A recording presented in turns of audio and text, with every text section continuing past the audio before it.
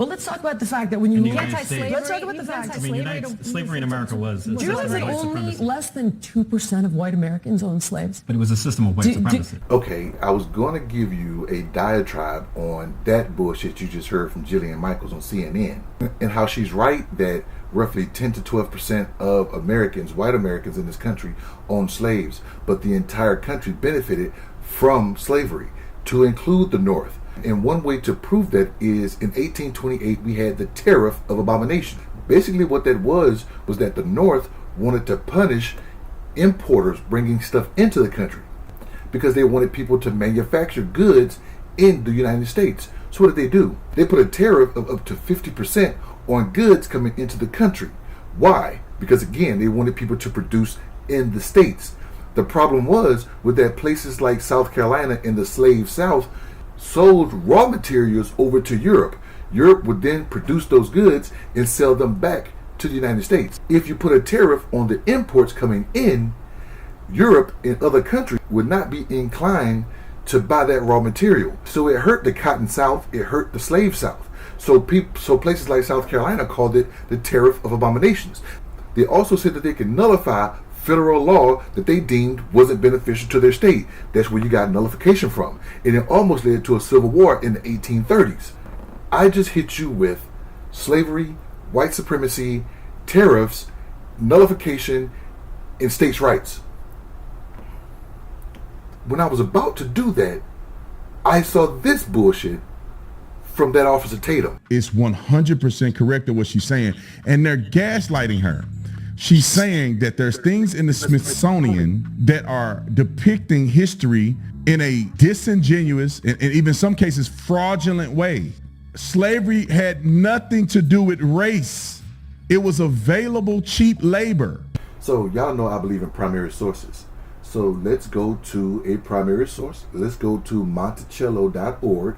That's the website for a founding father and president, Thomas Jefferson, who owned slaves and had children from a slave woman who was the half-sister of his wife. Anyway, I want you to hear what it says from his actual website. He also profited directly from the institution of slavery and wrote that he suspected black people to be inferior to the white people in his notes on the state of Virginia.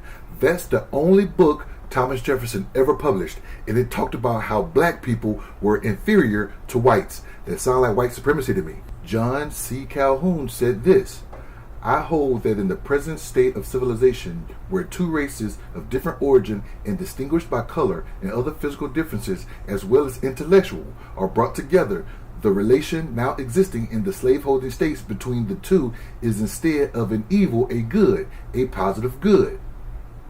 That sounds like white supremacy to me.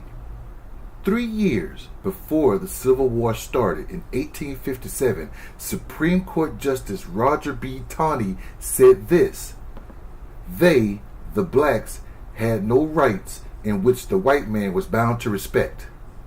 That sounds like white supremacy to me.